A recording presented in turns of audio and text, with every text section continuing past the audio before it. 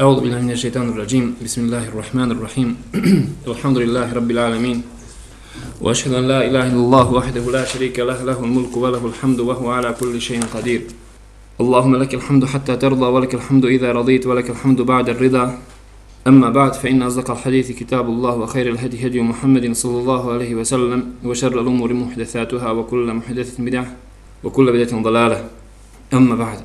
U našem prošlom predavanju mi smo došli do 48. tačke od dijela Šerhu Sunne od imama Ebu Muhammeda Hasana ibn Alije Barbaharija, gdje se nadam da smo u onoj posljednjoj tačci shvatili pitanje pravde, odnosno zuluma.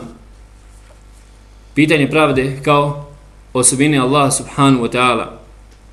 Kako Ahl Sunna wal Džema shvata, gdje smo napomenuli da čak u ovoj meseli, kada je spomenuo imam Barbahari, je slučajno se složio sa džebrijama po pitanju zuluma, po pitanju pravde Allah subhanahu wa ta'ala. Jer Ahl Sunna wal Džema kaže da je zulum, nepravda, da čovjeku natovariš nešto što nije on uradio. Znači nečiji šta? Drugi grijeh. Nečiju odgovornost staviš njemu na teret. Ili da mu ne daš njegov hak, da mu ne daš njegov pravo. To je zulum. Allah subhanahu wa ta'ala je sebi zabranio.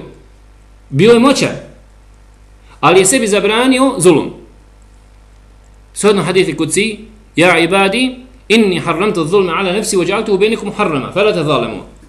O moji robovi, ja sam sebi učinio zulum, nepravdu, zabranjenom, i nemojte jedni drugima međusobno činiti zulum. Znači Allah subhanahu wa ta'ala mogao je da je htio da bude šta? Nepravedan. Ali Allah subhanahu wa ta'ala je sebi to učinio haramom, zabranio. I njegova pravednost je potpuna, savršena. Nemoguće da bi Allah subhanahu wa ta'ala mogao, odnosno htio, učiniti jednu trunku nepravde bilo kome od svojih robova. I zato je Allah subhanahu wa ta'ala pravedan. Neće natovariti ničiji zulum na tuđa leđa, wala taziru waziratun wizra ukhra, svako će svoj teret ponijeti, ti ničiji teret nećeš nositi, a isto tako neće ti Allah subhanahu wa ta'ala tvoje pravo umanjiti ili uskratiti ga. Džebrije kažu ne. Allah subhanahu wa ta'ala je pravedan zato što je njegov dunjaluk.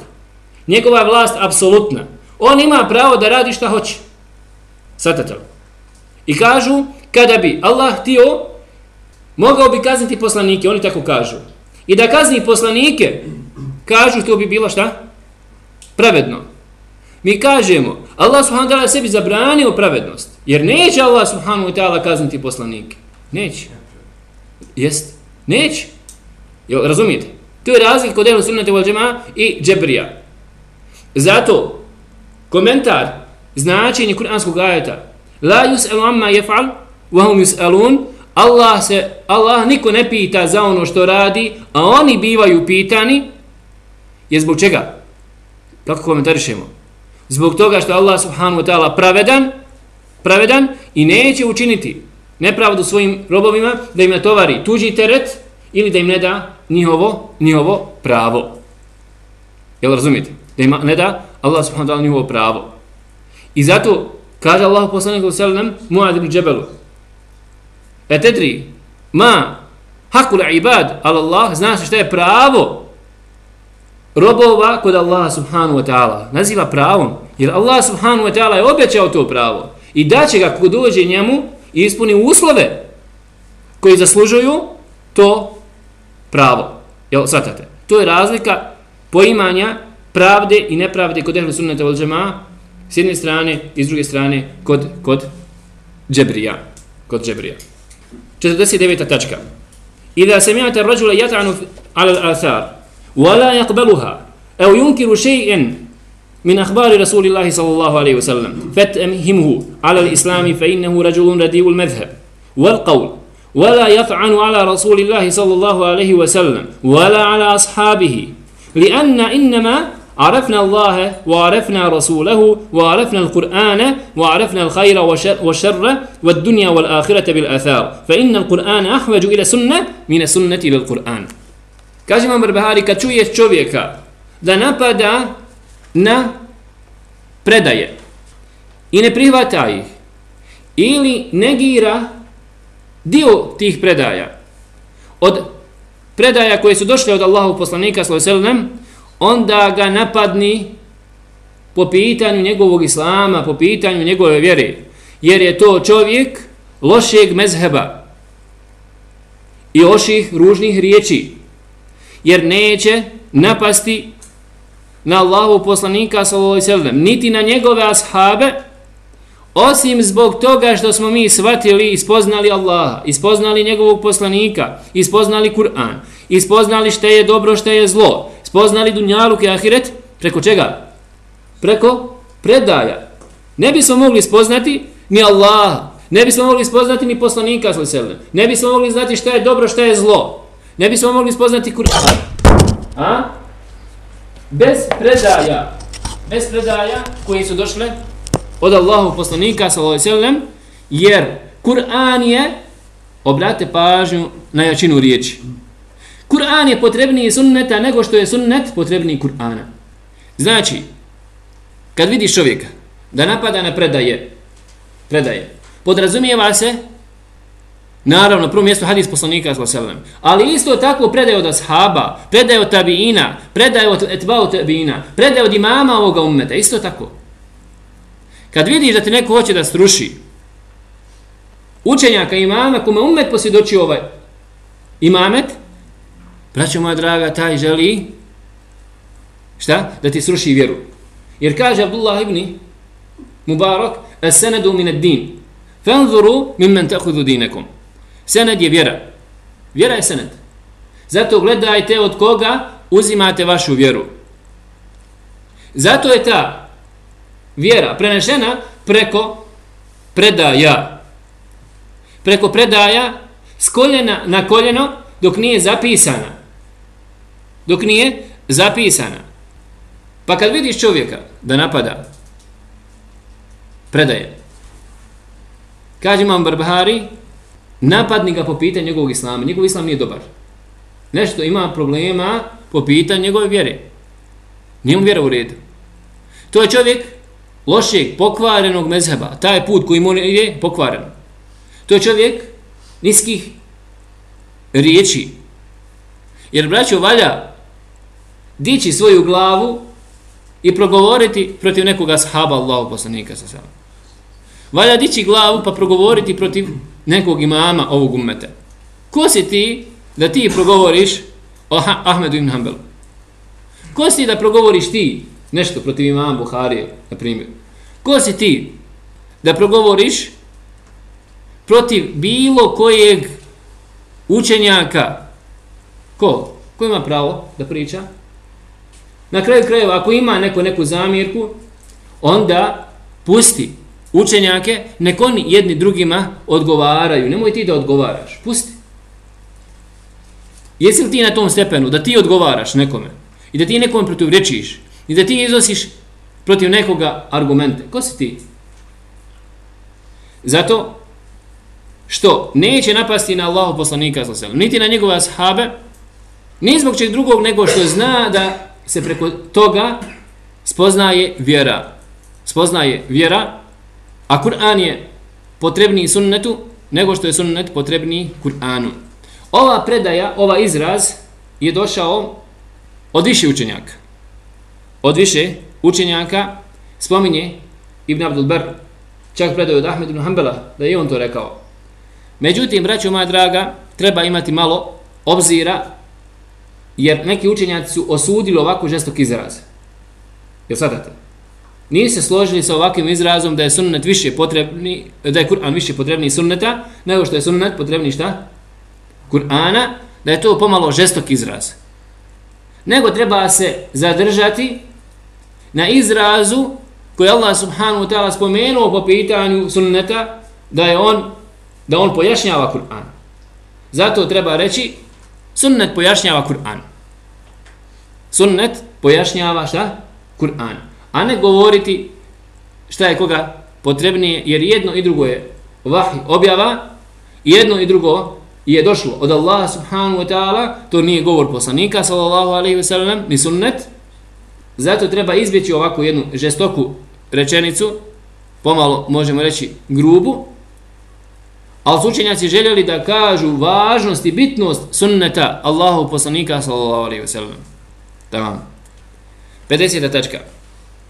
Wal kalamu wal jadalu wal khusumatu fil qadar khasatan manhiyun anhu inda jami' al firaq لأن القدر سر الله ونهى الرب جل اسمه الأنبياء عن الكلام في القدر ونهى النبي صلى الله عليه وسلم عن الخصومة في القدر وكرهه أصحاب رسول الله صلى الله عليه وسلم والتابعون وكرهه العلماء وأهل الورع ونهوا عن الجدال في القدر فعليك بالتسليم والإقرار والإيمان واعتقاد ما قال رسول الله صلى الله عليه وسلم في جملة الأشياء واسكت عما سوى ذلك.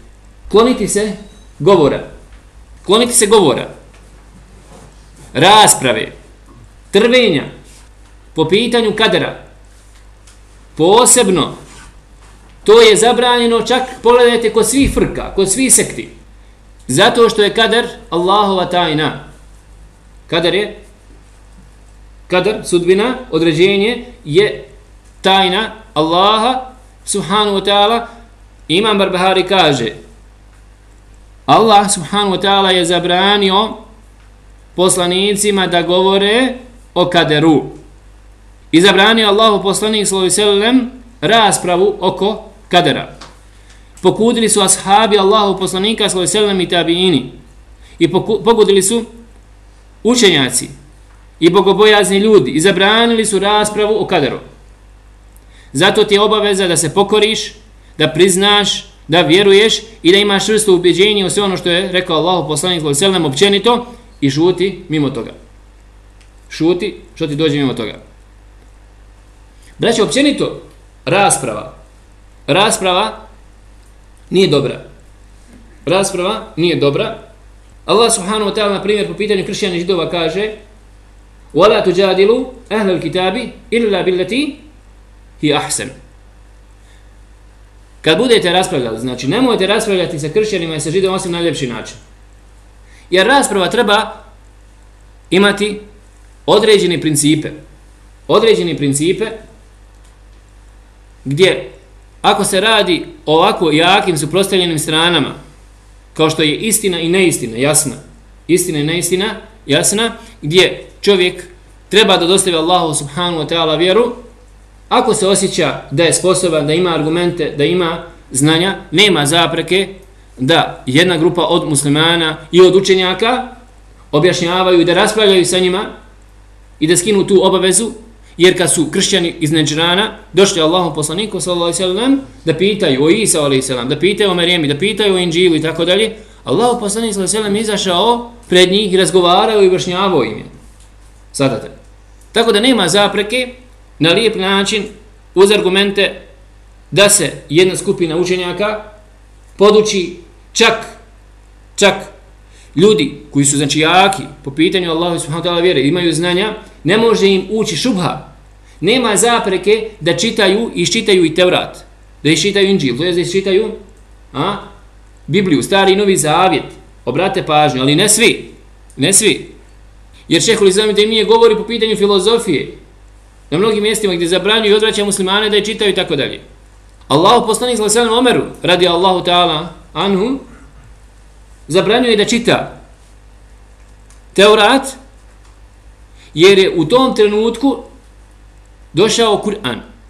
Jeste razumjeli? I kao da bi bilo poniženje da čovjek čita Kur'an, da čita Tevrat, a došao Kur'an. Ali učenjaci fino kažu, sam taj Šejhul Islam ibn Tejmije napisao djela, odgovore, čak i kršćanima, židovima i odgovore filozofima. I čak njihovim određenim metodama, jeste razumjeli, njihovim postulatima koji su oni postavili. Kažu učenjaci, nije za svakoga sve. I ne treba svako da se upušta u te stvari. Ali, ko je siguran od šubhi, ko ima znanje po pitanju Allahove vjere, pa ima potrebe Zatim, nema zapreke da jedan dio ljudi se odvoji i da se, ako možemo da kažemo, specijalizuje, da može da odgovori na njihove napade, na njihove šubhe i tako dalje. Ali općenito da kažemo sada, svi muslimani, ne. Zašto da čitaš Bibliju? Zašto da čitaš? Zašto da čitaš Bibliju? Pogotovo čovjek koji nema znanja, kažemo, koji u čijem srcu može proizvesti mnoge sumnje. Zašto? Zašto da čitaš filozofiju? Kad tu hajra nikakvog nema. Samo možete proizvesti sumnje, možete poremetiti razum, zdrav razum i nikakvog hajra u tome nema. Kažemo općenito po pitanju rasprave. Tako.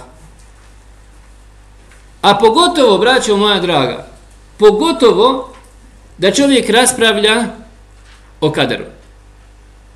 Kaže Abdullah ibn Abbas, radi Allahu ta'ala anhu, neprestano će ljudi biti na dobru sve dok ne budu pitali zašto. Za kader i djecu mušrika. Gdje će djeca mušrika? Hoće li u džennet ili će u džehennem? Neprestano će ummet biti na hajru dok ne budu pitali za kader i dok ne budu pitali gdje će djeca mušrika. A pogotovo, braćo moja draga, da čovjek pita i da raspravlja, počne da raspravlja po pitanju Allahu subhanahu wa ta'ala ajeta. Jer šta kaže Allah subhanahu wa ta'ala? Wala yujadilu fi ayatillah, a ne raspravlja o Allahovim ajetima osim ko? Ko? Illa al-kafirun, osim nevjernici, braćo moja draga. Jer raspravljati o Allahovim subhanahu wa ta'ala ajetima, pa uvijek zašto, pa kako, pa ovo, pa ono. Braćo, to može čovjek odvesti u kufr Allahu subhanahu wa ta'ala. Proizvodi mu sumnje. Jer vjera, osnova vjere, na čemu počiva? Na čemu? Na viđenju, na imanu. Ne vidiš Allaha, ne vidiš meleke, ne vidiš ahiret, ne vidiš brzeh, ali sve vjeruješ u to. To je vjera. To je osnova. To je osnova, braćo moja draga. Jer ne bi se vjera zvala vjerom, ne bi se iman zvao imanom, ne bi akida se zvala akidom, da čovjek vidi, da može osjetiti i tako dalje. To je osnova vjere. Na to je počiva. Čitava vjera, braćo. Vjerovanju gajb. Odmah Allah subhanahu wa ta'ala spominje, alladhina yu'minuna bil gajb. Prva osobina vjernika koji vjeruju u što? Braćo moja draga, u nevidljivi svijet. U nevidljivi svijet. Zato rasprava, pogotovo o kaderu, određenju, biva pogubna i biva zabranjena.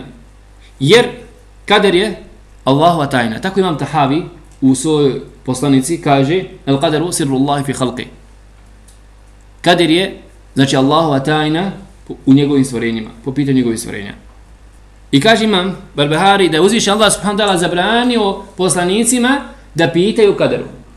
Međutim, ovo je upitno da imamo dokaz. Da kažemo općenito. Jeste u nekim dijelovima ili pojedinačno u određenim situacijama se dešavalo da Allah subhanahu wa ta'ala zabranio poslaniku određenu da ne pita ono o čemu nema znanja. Tako? Kao kome? Nuh a.s. Kada je upitao za svoga sina. Je tako? Pa mu Allah subhanahu wa ta'ala kaže: "Fala tas'alni ma laysa laka bihi ilm."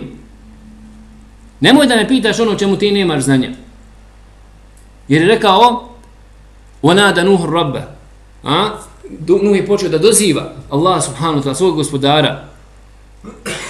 "Inna ibni min ahli." Gospodar, ovo je moje dijete od moje porodice. "Wa inna wa'daka al-haq." Tvoje obećanje je istinito. Allah subhanahu wa ta'ala obećao da će biti spašen on i ko? Ko? Njegova porodica. Allah subhanahu wa ta'ala obećao prije potopa. Pa kad vidio da mu se dijete utapa, počeo da doziva Allaha: "Gospodar, obećao si mi, tvoje obećanje je istinito. Ode mi sin." Allah subhanahu wa ta'ala kaže: "Fala tas'alni ma laysa laka bihi ilm." Nemoj da me pitaš ono čemu nemaš znanja. "Inni a'iduka an takuna min al-jahilin." Ja te savjetujem da ne budeš neznalica, nemoj da budeš džahil. Ti ne znaš. To nije tvoj porod,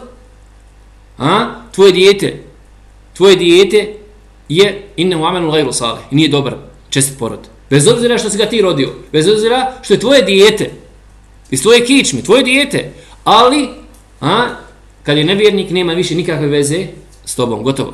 Obratite pažnju. Tako da u određenom segmentu Jednom poslaniku naćete u Kur'anu, na primjer, da Allah subhanahu wa ta'ala zabrani da ga pita po pitanju kadera. Ali da kažemo općenito, kao što kaže Imam Barbahari, da Allah subhanahu wa ta'ala zabranio poslanicima da pitaju određenim o kaderu, to je upitno. Upitno, treba malo ipak razmotriti ovakvu rečenicu, jer reći da je poslanik sallallahu alejhi ve sellem nije imao pravo da pita, da mu Allah zabranio da pita o kaderu ili šta će biti u budući i tako dalje, razumijete li? Da pita određene stvari je malo upitno. Opet Allah najbolje zna. Allah najbolje zna. I Allahu poslanik sallallahu alejhi ve sellem je također zabranio raspravu po pitanju kadera. Pokodili su to ashabi, kažemo, i tabini, učenjaci, ljudi koji se bojali Allaha subhanahu wa ta'ala. Zato ti je obaveza da se pokoriš, da priznaš, da vjeruješ, da imaš čvrsto ubjeđenje u sve ono što je došlo do Allaha subhanahu wa ta'ala. Znači, pogledajte, prije nekoliko možda 2 predavanja, istu stvar smo spomenuli. Je li tako? Jer ti kaže fino, obaveza ti da se pokoriš, obaveza ti da priznaš, obaveza ti imaš čvrsto ubjeđenje. Ono što ti dođe, što ti nije jasno, na osnovu tvog dotadašnjeg ubjeđenja, reci Allah najbolje zna. Pogledaj kako se ashabi rješavali, to je jednostavna stvar. Dođe ti znači nova stvar koja ne može niti, srcu ti nejasna. Jel, svatate, ili ćeš čuti možda od nekoga neki novi propis. Čućeš neke nove riječi koje nisi da čuo. Čućeš neku čudnu stvar koja ti se ne slaže sa tvojim ubjeđenjem koji ti imaš dotad. Jel svatate? Šta ćeš da uradiš? Šta ćeš da uradiš? Vjeruješ općenito, priznaš općenito po pitanju onoga što imaš, kaže Allah sam da najbolje zna, sad dok pitaš. Nekoga ko zna da ti pojasni, da ti spoji možda 2 kontradiktorne stvari. Ali da raspravljaš, pa što, pa kako, pa ovako, braću ne. To nije vjera. To nije vjera.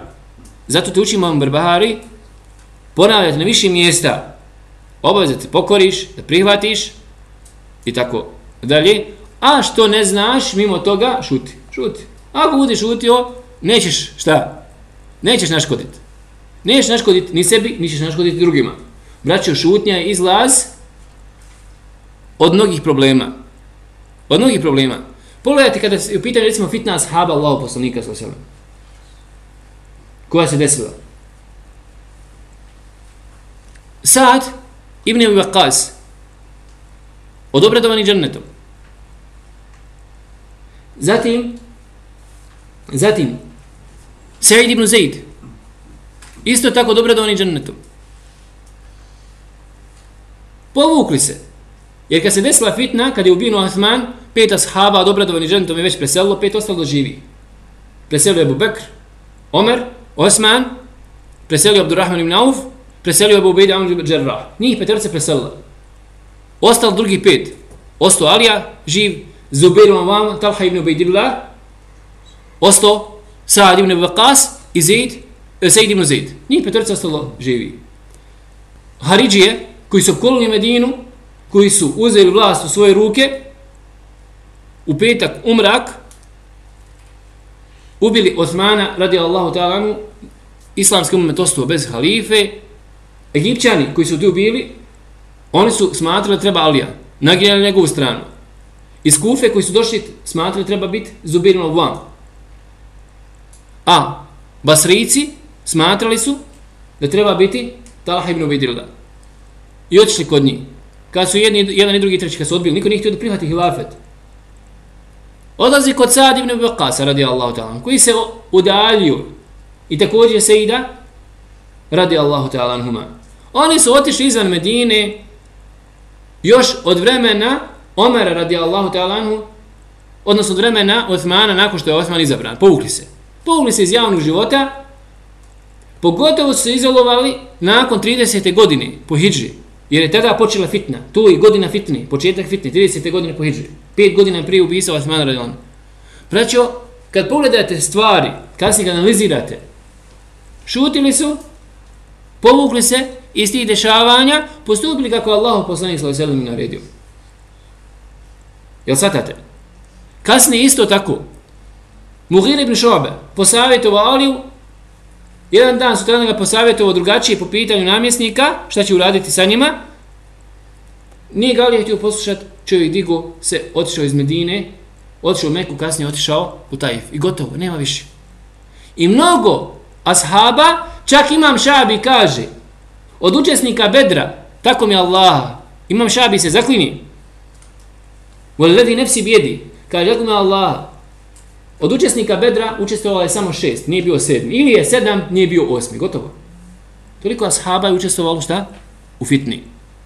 Ostali su gledali svoja posla u takvim nekim dešavanjima. Tako da nije džabi Allahu poslanik sallallahu alejhi ve sellem rekao općenito: El qaidu fiha khairu min al-mashi. Onaj ko sjedi u njoj je bolji od onog koji hoda. Onaj ko sjedi je bolji od onoga koji hoda. I nažalost, da ljudi samo malo shvate ove stvari. Ako budeš šutio, neće Allah pitati. Ali Boga ako progovoriš, Boga mi će te pitati, gotovo. Ko ti tjero da pričaš? Jel shvatate?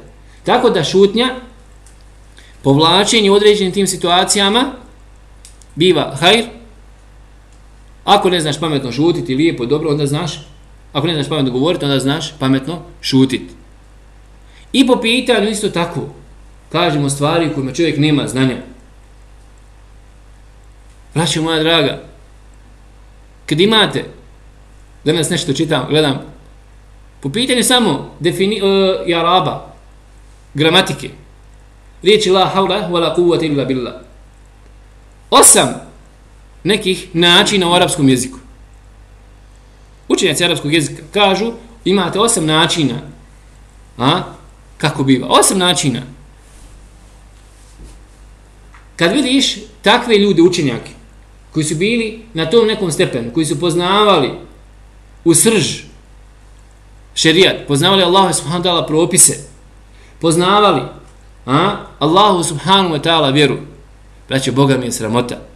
Allaha mi od prvog do posljednjeg Bosanca ovdje koji ima Bošnje. Sramota je da neko progovori po svom nekom nahođenju. Da on nešto dođe, da izmišlja toplu vodu po pitanju Allaha subhanahu wa ta'ala vjere. Svatate li to? Zato je vjera da slijediš, i spomenuo sam, mislim to, Ahmed ibn Hanbel ti kaže, nemoj nikada spomenuti nešto, a da prije tebe neko nije to rekao. Znaš, citiraj, ne znaš, šuti. Šuti, nemoj se petlja tamo gdje ti nije mjesto. Tako je po pitanju akajskih stvari, što ne znaš, šuti. 51. tačka. والإيمان بأن رسول الله صلى الله عليه وسلم أسري به إلى السماء فصار إلى العرش وسمع كلام الله ودخل الجنة واطلع في النار ورأى الملائكة وسمع كلام الله عز وجل وبشرت به الأنبياء ورأى سراديقة العرش والكرسي وجميع ما في السماوات في اليقظة حمله جبريل على البراق حتى أداره في السماوات وفرضت عليه صلوات الخمس تلك الليلة ورجع إلى مكة ليلته وذلك قبل الهجرة. 51. tačka. Vjerovati, obaveza je vjerovati da je Allahu poslanik sallallahu alejhi ve sellem u dijelu noći bio uzdignut na nebesa i da je došao ispod arša i da je čuo Allahov govor i da je ušao u džennet i da je vidio džehennem i vidio meleke i da je čuo Allahov govor, ponovo ponavlja, i da su drugi poslanici bili obradovani njegovim dolaskom i da je vidio arš i kursi i sve na nebesima najavi. Džibril ga je nosio na buraku dok nije sa njim prošao kroz nebesa i naređeno mu je 5 namaza te noći i vratio se u toj noći u Mekki i sve je to bilo prije hidžre. Braćo, moja draga, akida ehli sunnete vel džemaa, da Allahu poslanik sallallahu alejhi ve sellem bio uzdignut iz Mekke prvo u Kuds I to se zove Isra. Jer Isra znači noćno putovanje. Odakle je uzdignut Allahu poslanik sallallahu alejhi ve sellem? Odakle? Iz čije kuće? A? Iz kuće Ummu Hani. Ummu Hani radi Allahu ta'ala anha. Žena, tako se zvala. Kod nas se zovu Mihana, ženu, to je od Ummu Hani. U Mekki, iz Mekki. Harama. Nedaleko odmah kod Kabe kuća bila. A?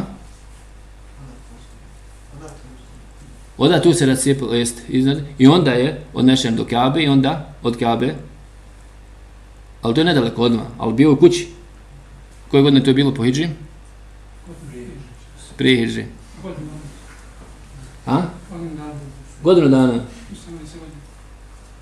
Godinu dana prije hidži.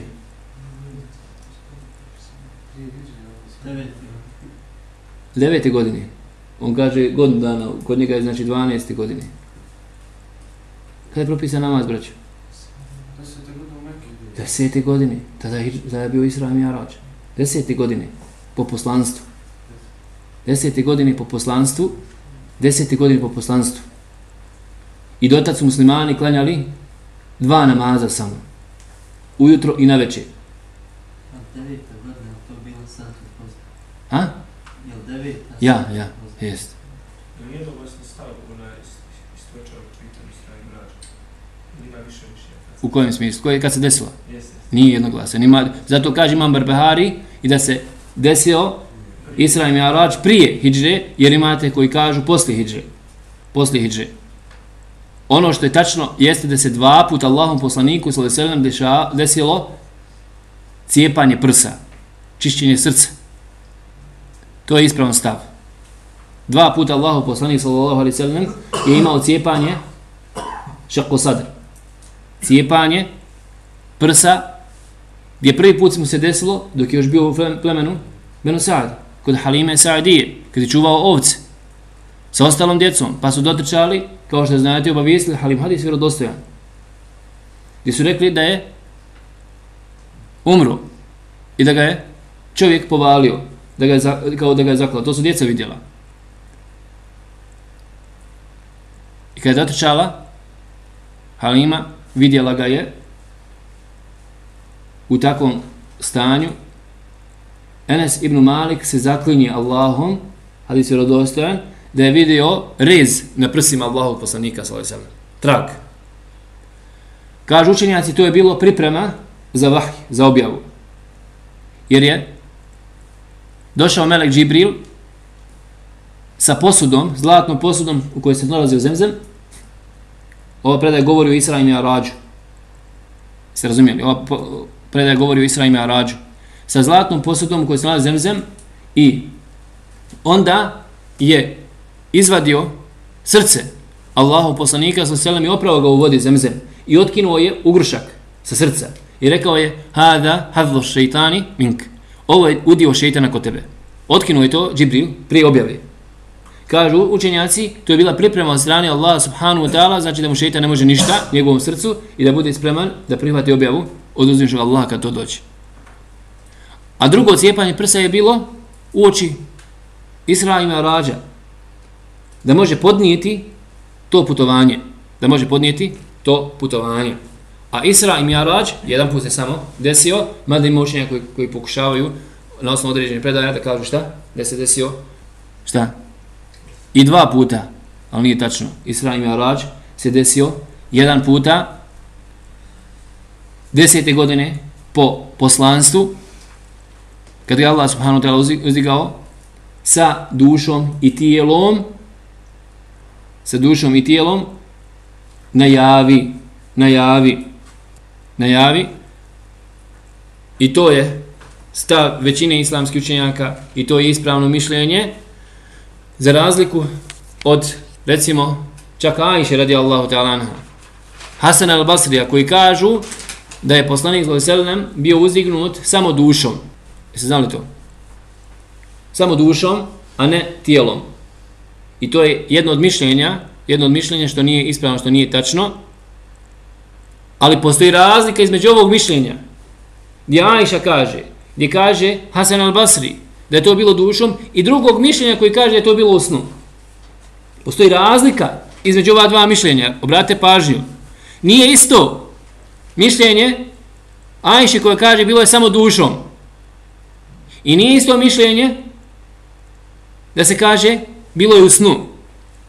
Jer filozofi tvrde, apologetičari tvrde da je bilo u snu. Jer u snu čovjek može da vidi ono što nije stvarno.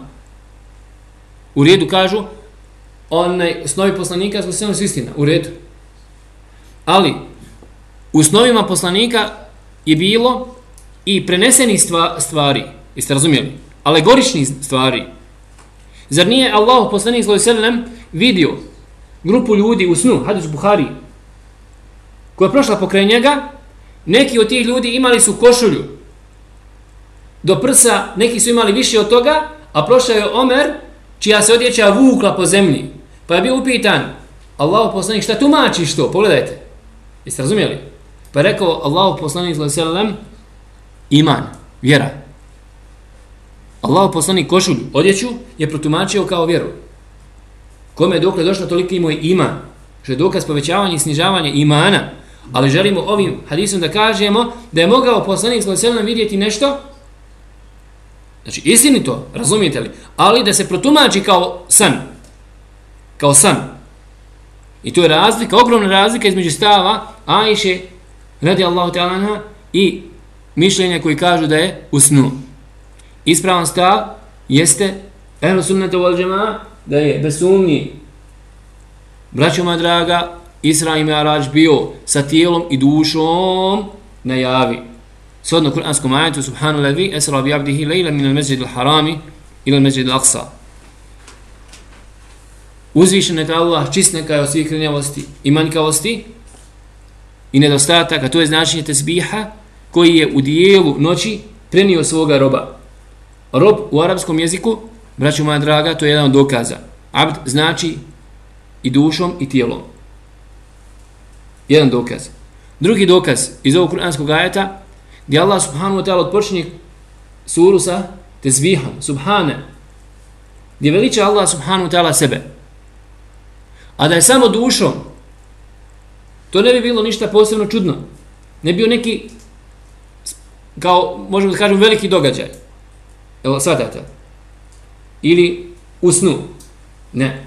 Kada je to bilo i dušom i tijelom, onda je to velik događaj i značajan događaj gdje se pokazuje Allah subhanahu wa ta'ala snaga, gdje se očito jeste Allah subhanahu wa ta'ala moć, zato Allah subhanahu wa ta'ala sebe pohvaljuje na ovakav način. Pa je Allahu poslanik sallallahu alejhi ve sellem, kao što znate, susreo se sa poslanicima. Koga je zatekao na prvom nebu? Adem alejhi selam, tačno. Na drugom?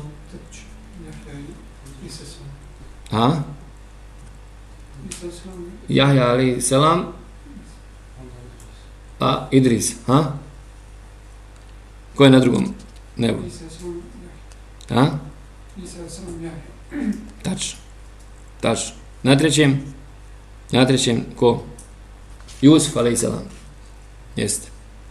A Idris je na četvrtom nebu, na petom ko?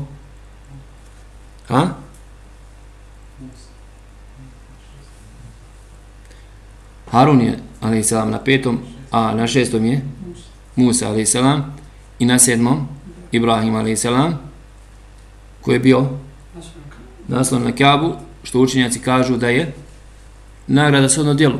Kad Ibrahim a.s. napravio na zemlji Kaabu, Allah s.w.t. ga je počastio, pa da bude kod Kaabe i na nebesima, gdje postoji Kaaba i nebesima u nebu, za stanovnike nebesa. Kao što je Kaaba na Dunjaluku, u Mekki. Sadatel. Za stanovnike zemlje, tako je Kaaba na 7. nebu, Kaaba za stanovnike nebesa. Čak imate mufesira koji kažu kada bi pala Kaaba sa nebesa, tačno bi pala na Kaabu na zemlji, tako da se nalazi tačno iznad Kaabe. Pa je Allahu poslanik sallallahu alejhi ve sellem nakon toga bio uzdignut dalje. Prošao je i kurs i došao je šta? do arša, gdje ga Allah subhanahu wa ta'ala približio sebi kao dva luka ili bliže od toga. I Allah subhanahu wa ta'ala je tada sa njim razgovarao bez posrednika. Došao je na mjesto bliže Allahu subhanahu wa ta'ala i od meleka Džibrila. Allah razgovarao sa njim bez posrednika, bez meleka.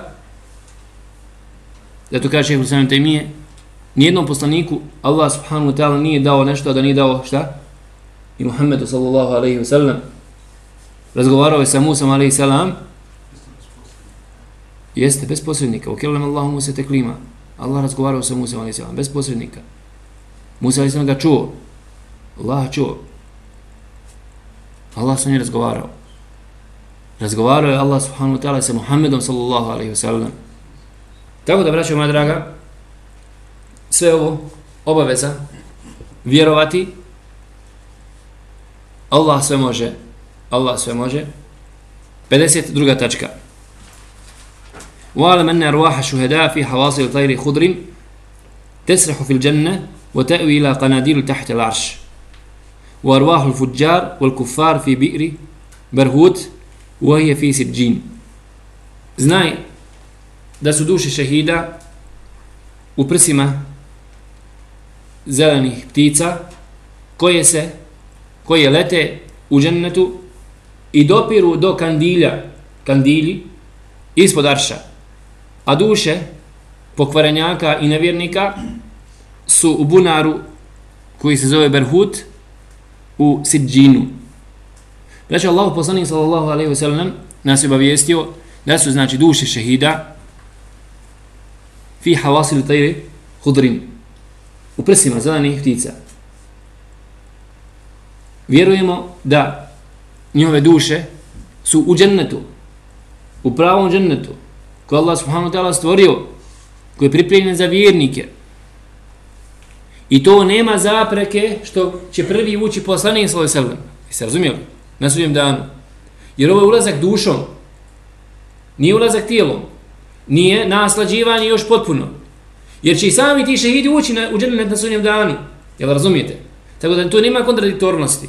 Nego Allah subhanahu wa ta'ala vjerničke duše, vjernicima dozvoli da njihove duše uđu u džennet i da se naslađuju i da uživaju. U ovom slučaju Imam Buhari govori o dušama šehida koji se nalaze u prsima zelenih ptica. Tako nas je obavijestio Allahu poslanik sallallahu alejhi ve sellem, koji lete, naslađuju se, hodaju, lete u džennetu i čak mogu da dođu dokle? Do kandilja koji se nalazi ispod arša. A vi znate da je krov dženneta šta? Arš Allah subhanahu wa ta'ala. I najgorniji, najuzvišeniji dio dženneta jeste Firdaus, ispod kojeg izviru rijeke. Tako nas je obavijestio Allahu poslanik sallallahu alejhi ve sellem. A što se tiče nevjerničkih duša, on kaže da se nalaze u bunaru koji zove Berhut. Ja lično ne znam dokaz Allahu poslanika sallallahu alejhi ve sellem da je tako došlo. Možda ima, ja ne znam. Jeste razumjeli? U Sidžinu. Sidžin, Allah subhanahu wa ta'ala spominje. Kella inne kitab al-fuđari lafi Sidžin. Da se knjiga nevjernika nalazi u Sidžinu. I ko Allah subhanahu wa ta'ala spomenuo da je to knjiga Kitab Merqum. Označena knjiga. Sada, odakle dokaz da se zove Berhut, ja lično ne znam, možda postoji, Allah subhanahu wa ta'ala najbolje zna.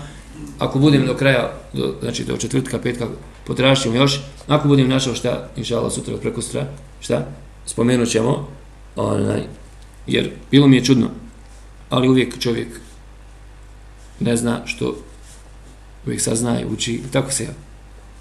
Je neko od vas možda čuo? Neko od vas prošlo negdje? Tamam.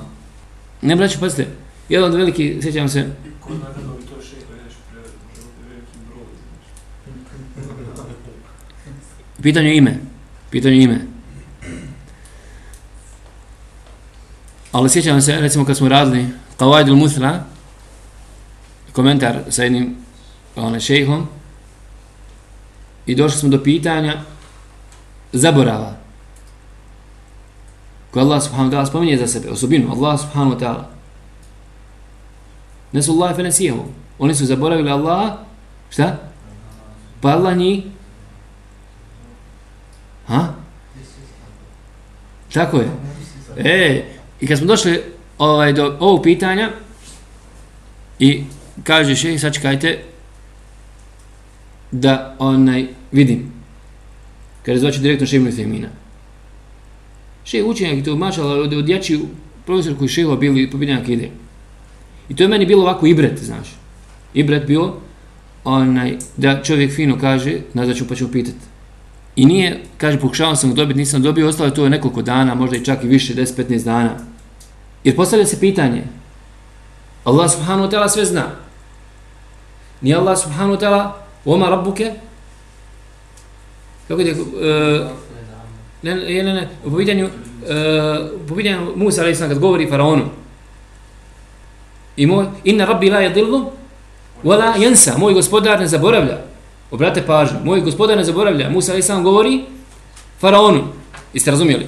A ovdje Allah subhanahu wa ta'ala kaže, oni su zaboravili Allaha, pa Allah subhanahu wa ta'ala njih. Šta? Šta znači to? Definicija u arapskom jeziku zaborava jeste hulubul ilm min adh-dhihn. Da čovjek nema znanje kod sebe, nema znanje o sebi. To je zaborav, da čovjek izgubi znanje o nečemu. Je li to moguće u odnosu na Allaha? Nije. I jedan od šejha u Haramu, slučajno tako bio na predavanju, i spominje on po pitanju ove osobine Allaha subhanahu wa ta'ala u međuvremenu. I spominje u arapskom jeziku nese dolazi u značenju terake, ostaviti. Krpa koju žena stavi prilikom hajda, zove se u arapskom jeziku neseun. Ste razumjeli? Uložak koji žena stavi prilikom hajda, kod sebe zove se u arapskom jeziku nese, što znači baciti, ostaviti. Kao da žena tu ne vidi, ne želi da vidi. Kontaš? Jeste razumjeli? Ne želi da vidi. Ostavi po strani, baci od sebe. I onda vam spominje tu meselu kod ehli sunnete wal džema'a, da je to značenje glagola, odnosno osobine Allaha subhanahu wa ta'ala, da Allah njih ostavi. Oni su ostavili Allaha. Ostavili su Allahove naredbe. Jeste razumjeli? Ostavili su, zaboravili na Allaha. Ne u smislu zaborava da ne znaju za Allaha. Ne to. Nego ostavili su Allahu vjeru. Pa Allah njih shodno njihovom ostavljanju nisu tako ostavi. To je zove se muqabala. Jeste razumjeli? Ne da Allah njih zaboravi, da Allah ne zna o njima. Allah zna u svakom trenutku o nevjernicima. Šta sve, ni u jednom trenutku Allah ne zaboravi u značenju da nema o njima znanje. Allah savršeno zna o njima sve. Ali kako oni ostavili Allaha i Allah njih zaboravi. Na način da ih ostavi. I to nije preneseno značenje kao što je šarije, nego to je arapski jezik i to znači ova osobina Allaha subhanahu wa ta'ala. Ali ono što je meni, kažem, bilo posebno zanimljivo, da nije ništa sporno, braćo moja draga, da čovjek kaže, dok provjerim, dok vidim, dok ovo, dok ono, da bi nakon zbilja neki 10-15 dana, isto to što sam slušao ovam kod šejha Hamuda, i ovaj šejh kaže, zvao sam Ibn Fejmina, objasnio mi čovjek o čemu se radi, tako, i to je, znači, osobina Allah subhanahu wa ta'ala. I to je, braćo moja draga, veličina ljudi. Sada to je veličina ljudi, da čovjek kaže, dok vidimo, dok istražimo, dok ovo, dok ono, jer u fabha kulli dhi ilmin alim. Iznad svakog, braćo moja draga, postoji, šta? Neko ko više zna, ko bolje zna. Musa a.s. pohvalio se da je najučeniji, da je na svijetu, pa Allah subhanahu wa ta'ala iskušao da pokaže da ima neko koji zna stvari koje ti ne znaš. 53. tačka. Koliko ostalo do jaci još? وَالْإِمَانُ بِأَنَّ الْمَيِّتَ يَقْعُدُ فِي قَبْرِهِ وَتُرْسَلُ فِيهِ الرُّوحُ حَتَّى يَسْأَلُهُ مُنْكَرٌ وَنَكِيرٌ عَنِ الْإِيمَانِ وَشَرَائِعِهِ. Obaveza je, braćo moja draga, vjerovat da mejit bude posađen u kaboru, da sjedne u sjedeći položaj i bude duša vraćena u njega, da bi ga pitali dva meleka Munkir i Nekir o imanu i o šerijatu. Jeste hadith vjerodostojan gdje kaže Allah poslanik sallallahu alejhi ve sellem: "Ya'tihi malakani al-aswadani al-azraqan فَيُقْعِدَانِهِ. Došlo u predaji da ga ta dva meleka posade, stave ga u sjedeći položaj. U sjedeći položaj. I vjerujemo, braćo moja draga, u pitanju toga da će mejit sjesti. Pa kako kabur tijesan, pa ne možete ispraviti, pa, braćo moja draga, ovo je stvar gajba, vjerujemo da Allah subhanahu wa ta'ala da čovjek u kaburu bude posađen u sjedeći položaj i dođu mu dva meleka, crni, plavi, modri, kao što je vesio Allah poslanik sallallahu alejhi ve sellem, i pitaju ga i bude vraćena duša u njega. Tačno, Allah poslanik sallallahu alejhi ve sellem doslovno kaže, hadith od Bera ibn Aziba, kao bilježi Ahmed u svojem musnedu, فَتُعَادُ رُوحُهُ فِي جَسَدِهِ. I bude vraćena duša u njegovo tijelo. Bude vraćena duša u njegovo tijelo, a detaljnije smo govorili o kaburskom azabu i kazni, odnose relacije duše između tijela, gdje sigurno nije relacija, veza između duše i tijela u kaburu ista kao veza, odnos duše između i tijela na dunjaluku. Jer da je tako, čovjek bi bio živ, kad bi god kopali, našli bi ga živog. Kao na dunjaluku, ne. Ali vjerujemo da duša biva vraćena u tijelo. Kako? Na koji način? Mi ne znamo. Allah najbolje zna. Ali duša se vrati. Duša se vrati. Nakon što proputuje putovanje, vjernička prođe, otvorio se vrata na nebesima, a nevjernička ne. Naiđe na zatvorena vrata. La tufattahu lahum abwabu as-sama wa la yadkhuluna al-janna hatta yalija al-jamalu fi sammi al-khiyat. Kao što kaže Allah, neće biti vrata otvorena, neće biti vrata na nebesima otvorena. To je na halalati, to je na ahiretu. To je na ahiretu po pitanju dženneta. Jeste na dunjaluku. La tufattahu lahum abwabu as-sama. Jeste na dunjaluku, halalati. Prilikom izlaska duše iz tijela, Allah kaže: La tufattahu lahum abwabu as-sama. Neće im biti otvorena vrata na nebesima. I neće ući u džennet sve dok ne bude deva mogla proći kroz iglene uši. Kako je nemoguće da igla prođe kroz iglene uši, tako isto je nemoguće, braćo moja draga, da nevjernik uđe u džennet. Gotovo, haram. Allah to učinio haramom za uvijek. I onda se duša vrati i vjernička i nevjernička. I duša munafika. I svi, to je akida sunneta wal džemaa, pazite, da svi bivaju pitani. I vjernik i nevjernik, i munafik. Svi. Jer bilo je nekih učenjaka od ehli sunneta koji su pokušali da kažu šta? Da nevjernik neće biti pitan jer nema koristi od toga. Nema fajde. Znamo se već šta? Mjesto. Što nije tačno. Hadis Allahu poslanika sallallahu alejhi ve sellem u svim verzijama je došao. U svim predajama je došao. Jel shvatate? U svim verzijama na različite halalate predaje došlo da wa amma al-kafiru wa amma al-munafiqu wa amma al-mu'minu. Sve je došlo u svim predajama. Detaljno. I po pitanju munafika, i po pitanju mu'mina, i po pitanju nevjernika. Svi će biti pitani, svima će doći munker i nekir. I svačija će duša biti vraćena u tijelo i bit će pitana. Svim da je došlo za munafika, wa amma al-munafiqu, kad bude bio upitan, reće la adri. Neće znati da odgovori, zato što je slijedio samo, jezikom govorio nije, sa objeđenjem, sa akidom, odgovarao, semijatu nas je kuluna šefa kultu. Čuo sam da ljudi nešto govori, pa sam ja to rekao. Kakav će njegov odgovor biti?